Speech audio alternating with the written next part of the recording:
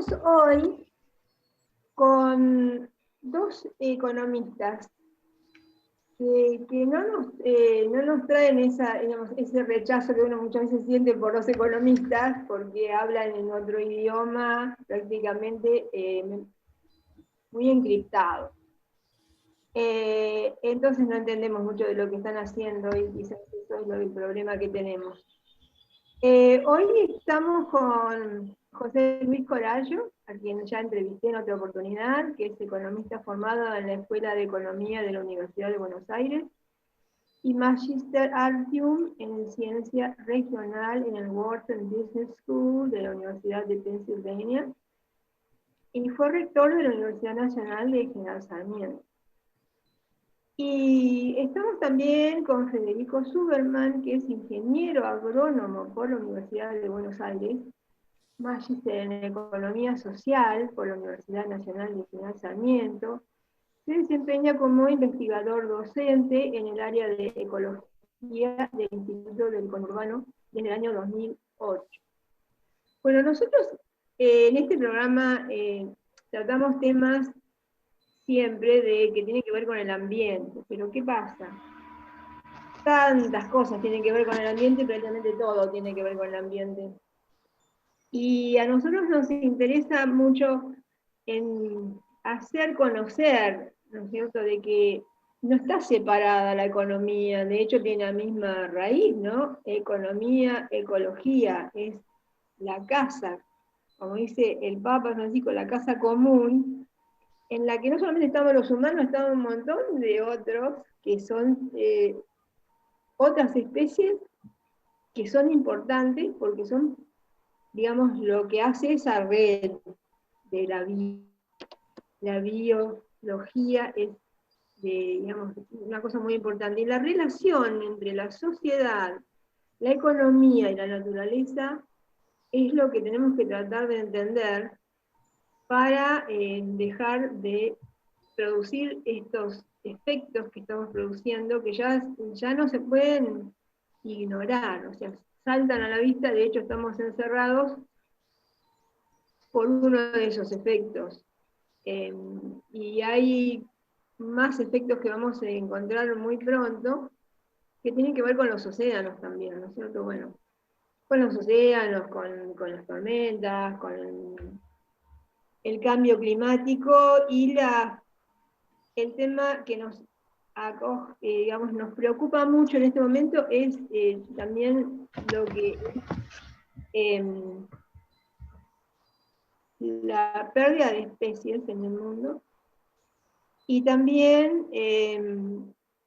que no parece, a pesar de que desde el año 72, que fue la primera conferencia en Estocolmo, de las Naciones Unidas, en el 75, que fue un seminario en Belgrado, una conferencia de Tbilisi en 1977, donde ahí se hizo como el marco de la educación ambiental, no cambia el rumbo de las actividades de los humanos. Entonces, hay dos especialistas como ustedes que nos pueden decir qué haría falta para que este mundo que está tan metido en el tema dinero, en el tema uso de los recursos naturales y abuso, sobre todo, que es como la marca, el sello del neoliberalismo. ¿Qué nos pueden decir de esto? Digamos, ¿qué esperanza tenemos de entre las distintas economías que son amigables con el ambiente? ¿Para dónde podemos salir corriendo? Porque ya casi que caminando no hay tiempo. El que quiera empezar. José Luis. Bueno, para tratar de encuadrar un poquito tu pregunta, primero hay que tener en cuenta que cualquier propuesta que hagamos es una propuesta que está en conflicto con la concepción hegemónica de lo que es la economía, lo que es la sociedad, y que esa concepción la representa el neoliberalismo. Entonces, cualquier avance hacia otra economía, hacia otra relación con la naturaleza, va a estar en conflicto en un campo de fuerzas, va a implicar luchas, va a implicar sujetos sociales que luchen por esas alternativas. ¿Por qué nos oponemos a la visión hegemónica? Porque plantea que la economía tiene que ser una economía de mercado, donde todo tiene un precio, donde el objetivo es que los individuos compitiendo entre sí busquen cada uno maximizar la ventaja que sacan, sin tener en cuenta las necesidades del otro, sin tener en cuenta los equilibrios de la naturaleza, todo se justifica en función de la ganancia. Y estos comportamientos los va imponiendo la institución llamada mercado. Si uno no se comporta de esa manera, el mercado lo excluye. Ese es un problema fundamental. El otro es que la economía de mercado ha sistemáticamente expoliado los recursos naturales, la naturaleza, viéndola como un reservorio de recursos naturales, y en la medida que han sido gratuitos, por ejemplo, el agua por mucho tiempo, los han mal utilizado no teniendo en cuenta la realidad de los equilibrios naturales. Entonces, esa racionalidad microeconómica de ganar y ganar y ganar ha tenido consecuencias catastróficas sobre la sociedad, polarizando la sociedad, excluyendo a mayorías, que es algo que lo podemos ver hoy, y sobre la naturaleza, generando desbalances que están puestos en marcha y que en muchos casos ya son irreversibles. Entonces lo que hace falta es un cambio no cosmético, un cambio de fondo, un cambio fundamental. Entonces esas economías alternativas de que tú hablabas no son suficientes si no se plantean un cambio en la sociedad y un cambio en la política. No sé si esto sirve para empezar la conversación. Sí, por eso también, digamos, los que estamos en el tema de radio, yo en radio siempre estuve, ¿no? En medios gráficos, es importante poder hacer llegar, porque además tenemos un problema más serio también ahora, que es la mentira. Digamos, la fake news y la fake todo es difícil y muchas personas no tienen o posibilidad o ganas de buscar, digamos, las noticias, la información veraz. Entonces estamos en esa lucha, que es cruel y es mucha, como dice el tango. Federico. Sí, coincido totalmente con lo que dijo José Luis. Vos nos presentabas, digamos, como economistas de la economía social o de la economía ecológica. Uno se podría preguntar por qué hace falta aclarar, ¿no?, que esa economía es social o es ecológica, si en rigor la economía es solo una parte de toda la sociedad y que esa sociedad está inmersa en un sistema natural que digamos, la antecede o que la supera. Y sin embargo, esta visión de la economía, que cuando nosotros decimos economía, inmediatamente se nos viene a la cabeza esa visión que está representando José Luis, ¿no?, que dice, que recién explicaba muy bien, que digamos que lo que busca es la maximización de las rentabilidades por sobre todas las cosas, y que esa maximización de las rentabilidades se hace más eficiente cuando funciona esa competencia entre los individuos. Bueno, ahora, claro, llegamos al punto de tener que aclarar que la economía que entendemos es otra, y bueno, y que ahí hay una contradicción, un conflicto, como decía José Luis. Este año lo vivimos. ¿Por qué? Porque, digamos, se intentó priorizar las vidas humanas, o bueno, o hubo algún intento de priorizar, no me voy a meter mucho en analizar los desempeños de cada uno de los gobiernos, etcétera, sobre la pandemia, pero sí en algún momento se dio una disputa entre priorizar, salvar vidas humanas, priorizar la salud, y cuando se decía por sobre la economía, en realidad no es la economía, porque, digamos, esa vida, esas sociedades están, como decía antes, ¿no?, la economía forma parte de eso. Ahora, intentar reducir esa actividad económica, esas rentabilidades, bueno, generó una respuesta, y la sigue generando, muy confrontativa, ¿no? Ahí se ve claro, ese es un ejemplo muy claro de esto que decía José Luis recién, de que eso se va se va a resolver mediante conflictos, mediante disputa, y esa disputa, bueno, será política. Entonces, conseguir, digamos, una economía que respete estas cosas que vos estabas diciendo también al principio, que respete, digamos, los ciclos de la naturaleza, no sé, la diversidad social y cultural que existe más allá de esa mirada de la economía, bueno, no va a estar exento de disputa, ¿no? Exactamente, sí, sí, sí. Lo que parece ser, por ejemplo, que la situación va a empezar a, si no les cae ya la ficha a las personas que estamos inmersas en esta pandemia, les tiene que ir cayendo, ¿no? Acá en la ciudad de La Plata, junto con la ciudad de Berisso y Ensenada, hemos tenido 2 días, un día y pico sin agua, porque ha habido una floración muy, pero muy grande de cianobacterias, lo que ha hecho que no pudieran pasar agua corriente, o sea que se cortaron todas las cosas para no intoxicar a las personas con esta toxina que es muy, muy peligrosa. Pero el tema del agua, por ejemplo, ahora empezó a cotizar en Wall Street, y esa es una señal muy fea, muy fea. Y al mismo tiempo acá quieren poner las mega factorías de cerdos que van a llevar cualquier cantidad de agua, no tengo las cifras porque me olvido de las cifras tan inmensas. Y entonces, digamos, yo personalmente y muchos de mis colegas no ven una diferencia palpable entre las miradas de los distintos gobiernos, por más que sean nacional y popular o que sean plenamente neoliberales, porque la mirada del progreso es la misma, y es la misma que es la que tenemos que poder cambiar, por lo menos en algunos que toman decisiones. ¿Y desde dónde vamos a hacer esa fuerza? Desde la gente a pie, no hay otra. Bueno, esa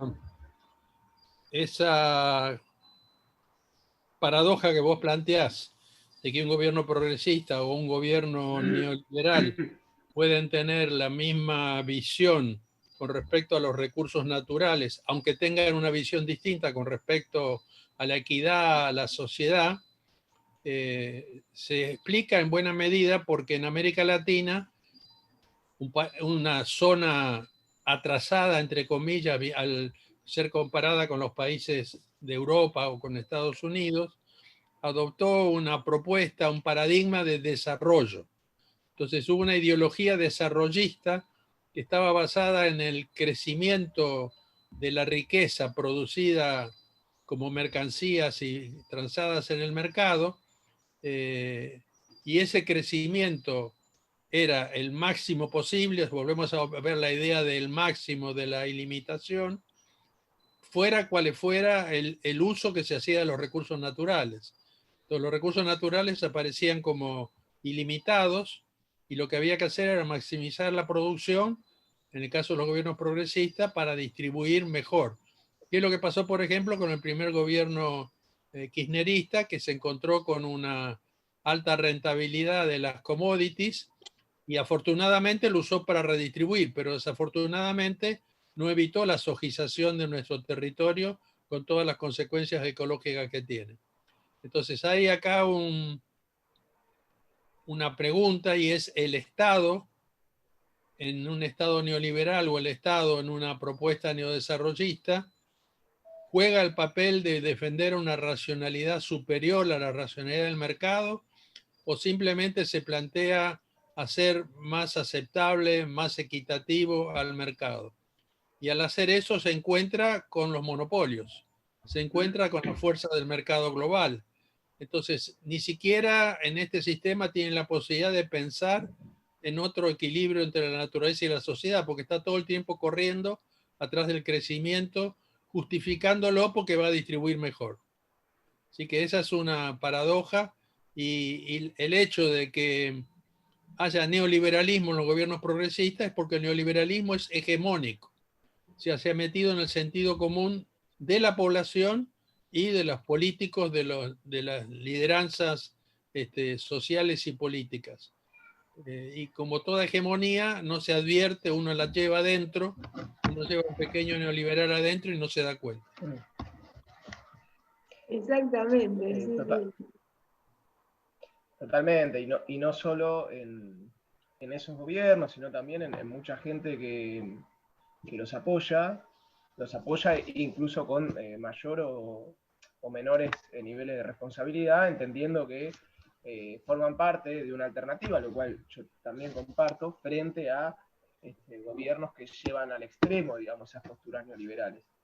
El tema es que, digamos, no hay que perder esa mirada crítica sobre estos propios gobiernos, que por más que impliquen un cambio con respecto a esas propuestas de neoliberalismo al extremo, no hay que dejar de cuestionar estas cosas. Yo porque, no sé, últimamente, por ejemplo, en lo que está pasando ahora en Chubut, con las protestas contra la megaminería, o en otras provincias de la cordillera también, bueno, eso está muy invisibilizado, digamos, por incluso los medios que uno esperaría que cubran estas noticias, ¿no? Y sin embargo, claro, como despierta cierta contradicción con respecto a algunas líneas o algunas propuestas del gobierno que van en sintonía justamente con lo que estaba diciendo José Luis, ¿no? Que son las miradas tradicionales o convencionales del desarrollo, las que suponen que, no sé, una especie de también está ahí la teoría del derrame, ¿no? La teoría del derrame está implícita, y o sea, vamos a generar divisas con la megaminería o con la exportación a gran escala de cerdos, y bueno, ¿qué es lo que deja eso? En primer lugar, digamos, dudosa distribución de esas riquezas que se generarían, pero sobre todo un cúmulo de externalidades negativas por el medio ambiente. Pensar, es muy difícil salir de ese imaginario dominante que se nos planteó, de ese sentido del desarrollo. Y yo también, yo mismo creo que Argentina es un país en vía de desarrollo y que por lo tanto debiera crecer todavía más, tener mayor infraestructura. Sin embargo, si nosotros vemos lo que son las estadísticas a nivel global, por ejemplo, la huella ecológica de la Argentina, la huella ecológica per cápita, que no está entre las más grandes del mundo para nada. Sin embargo, si nosotros, si nosotros tomáramos ese patrón para todos los habitantes del planeta, estaríamos en exceso también. Es decir, un país de la periferia como la Argentina, que todavía se espera que crezca mucho, digamos que tanto en consumo como en infraestructura, ¿no? Con esos patrones generales del desarrollo, bueno, si todos los habitantes del mundo hoy consumieran lo mismo que un argentino promedio, estaríamos en exceso, estaríamos sobrepasando la capacidad planetaria. Entonces es muy difícil, digamos, no es sencilla la tarea, ¿no? De salir de ese imaginario dominante. ¿Cómo haríamos para generar un desarrollo verdaderamente sostenible, ¿no? Como se suele decir? Bueno, ese es un desafío importante. Y lo que sí me parece fundamental es que en esa discusión no se puede dar entre unos pocos expertos, digamos, esa discusión tiene que salir desde las bases, y sobre todo pensando en los que quedaron más lejos de esa escalera del desarrollo, ¿no? Y sobre todo pensando, ¿no?, que en este caso, Federico, vos sos ingeniero agrónomo, pero también sos economista, y José Luis, economista, pero digamos, aquí hace falta, no sé, sociólogos, físicos, filósofos, historiadores, geógrafos, o sea, todas las distintas miradas que pueden ser, porque estamos en contra de algo que es muy grande y muy poderoso, ¿no? Algunos tienen algunas teorías, por ejemplo, esa teoría de la desconexión de Samir Amin, pero el problema es cómo se domina la mente de las personas, como lo decían ya en las famosas novelas, ¿no? Un Mundo Feliz, 1984. porque uno lo ve cuando tantos latinos los votan a Trump, cuando Trump hace un muro para excluirlos y los trata como basura en realidad, y como tantos votaron a Bolsonaro también, muchos negros, que justamente él siempre ha estado hablando en contra de eso, hasta es homofóbico, un montón de cosas. Entonces, de alguna manera, que es de la manera de la gota que perfora, ¿no es cierto?, han entrado en la cabeza de las personas y las personas piensan que eso es lo que tienen que defender, ¿no? Y es lo que tienen que votar. Y todos los políticos están siempre digamos, a la inmediatez, porque dentro de 4 años o de 2 años ya hay unas elecciones y van a perder votos, van a ganar votos. Estamos en una crisis civilizatoria, porque no nos pasa solamente a nosotros. Yo tengo amigos que viven en Londres y parientes y dicen que es un desastre también lo que están haciendo en Inglaterra. Yo agregaría algo a lo que dijo Federico. Federico habló de la diversidad, como decir, de la biodiversidad y la diversidad cultural. El neoliberalismo y el mercado tienden a barrer con la diversidad. Ahora, fíjate, yo hablé de hegemonía. Es una situación donde se logra un consenso social alrededor de un proyecto como es el del crecimiento ilimitado, etcétera, etcétera. Pero también está la posibilidad del dominio, o sea, del uso de la fuerza, cuando no hay ese convencimiento. Y mirá el caso de Bolivia o el caso de Ecuador, donde hay una cultura indígena o varias culturas indígenas que defienden la naturaleza, que defienden la Pachamama y que se enfrentaron a los gobiernos progresistas cuando estos querían seguir avanzando con la explotación de petróleo o minería en zonas que iban a afectar, por ejemplo, a la Amazonía, en el caso de Bolivia, iban a afectar los equilibrios ecológicos. Y ahí la respuesta de los gobiernos fue represiva. No fue vamos a conversar, vamos a negociar, sino que fue represión, porque seguía representando los intereses del mercado, de los monopolios, a pesar del progresismo. Pragmáticamente se inclinaba hacia la relación de fuerzas que predominaba. Entonces hay que tener en cuenta también eso. En este conflicto hay una lucha por la diversidad. El neoliberalismo que quiere borrar la diferencia cultural en Ecuador o en Bolivia para que no surjan estos movimientos sociales. Como Federico decía, ¿quién va a hacerse cargo de la transformación? Bueno, ahí tenemos el caso de los movimientos indígenas que pueden hacer esto. Pero ahí se responde con violencia, porque no hay una posibilidad de convencimiento tan fácil. Nada, lo que decía José Luis, y yo coincido, es difícil, digamos, también en términos políticos, graficarse estas cuestiones, no sé, en un continente que, nada, donde la democracia está bastante hackeada, ¿no? Bastante en riesgo, digamos. No sé, ya vemos lo que pasó en Bolivia, o bueno, en Brasil también. Claramente no es una tarea sencilla, digamos, obrar bien políticamente en esas circunstancias. Pero sí, bueno, nada, esta cuestión de la diversidad a mí me parece muy interesante. Pensar, sobre todo, esto, ¿no? Digamos lo que José Luis decía, bueno, el neoliberalismo o esta visión hegemónica que tiende a homogeneizar esa mirada, no solamente, claro, en la economía lo podemos ver claramente, ¿no? Pretende, digamos, manejar todo, digamos, los recursos naturales o todos los bienes naturales bajo su propia mirada, esa mirada que decíamos recién, de la rentabilidad, de la competencia, ¿no? Ahora, es todas las, digamos, manejar de esa forma a todas las sociedades que habitan este planeta, ¿no? Y, digamos, o sea, un sistema económico que es que es el de mercado, que es el capitalista, el de la competencia, el que supone una competencia perfecta, manejar no solamente a todas las sociedades contemporáneas, sino a todos los recursos naturales que se fueron formando durante toda, digamos, más largo que toda la humanidad.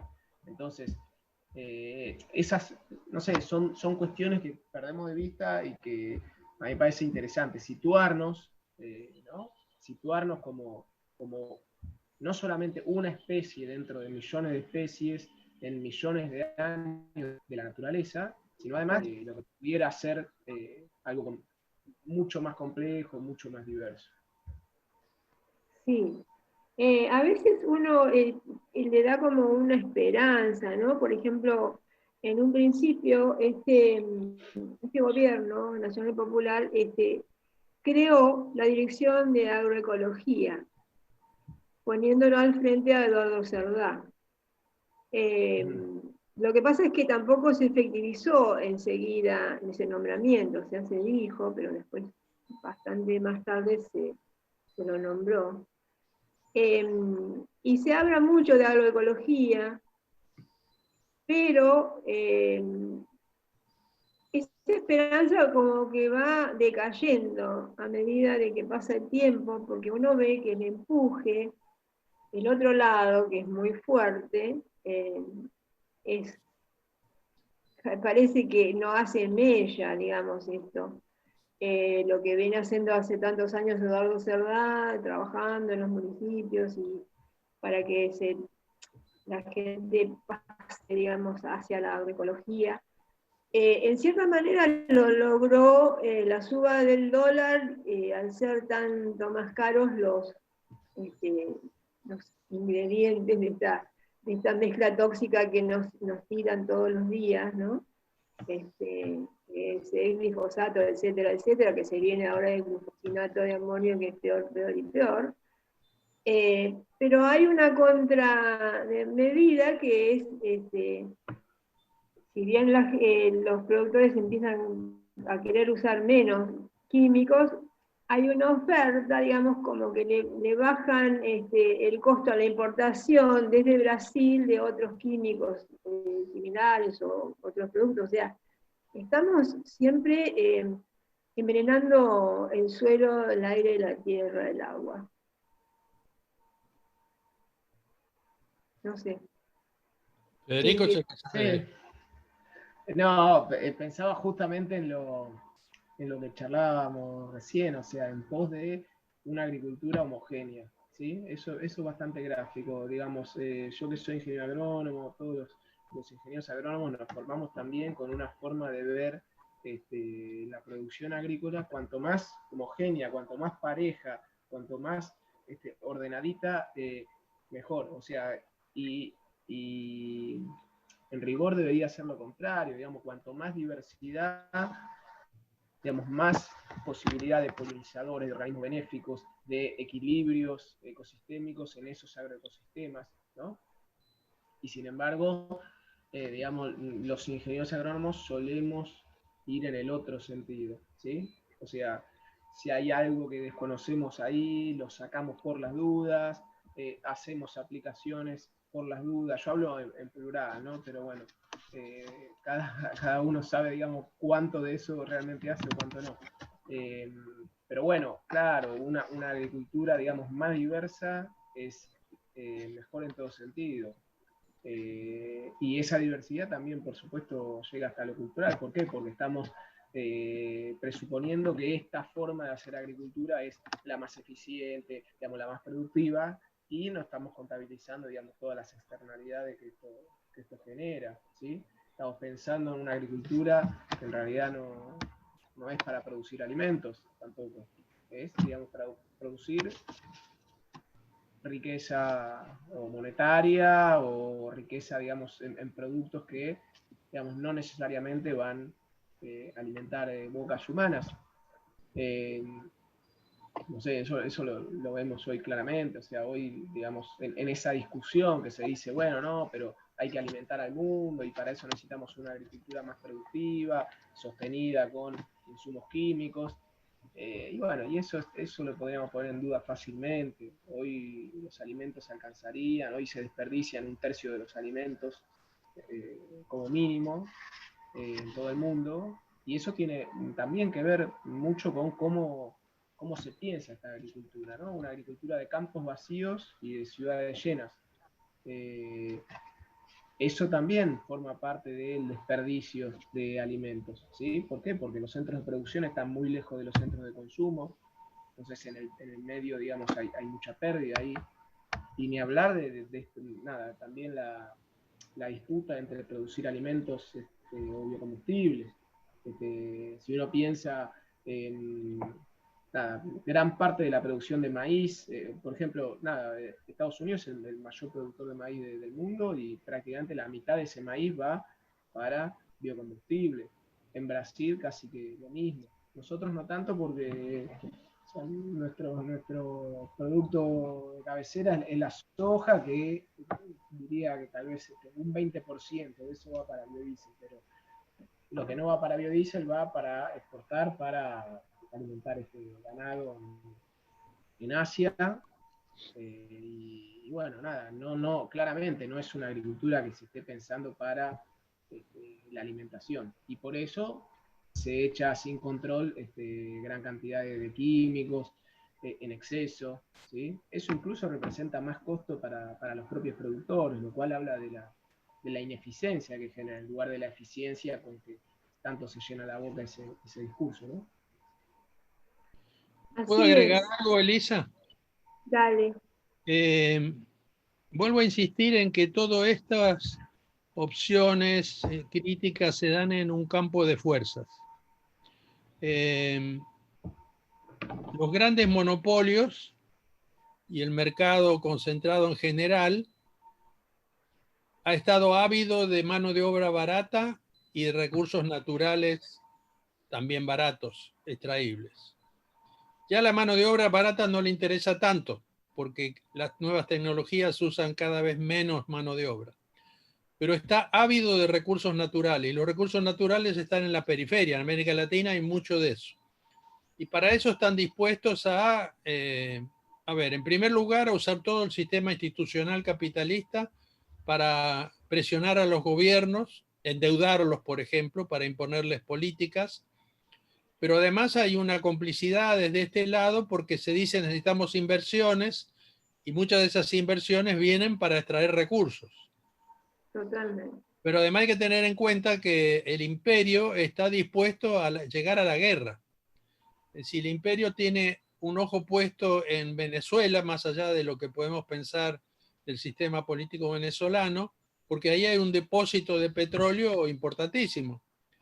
Ha llevado a cabo guerras como la de Irak u otras para sentarse encima de los depósitos de petróleo del futuro.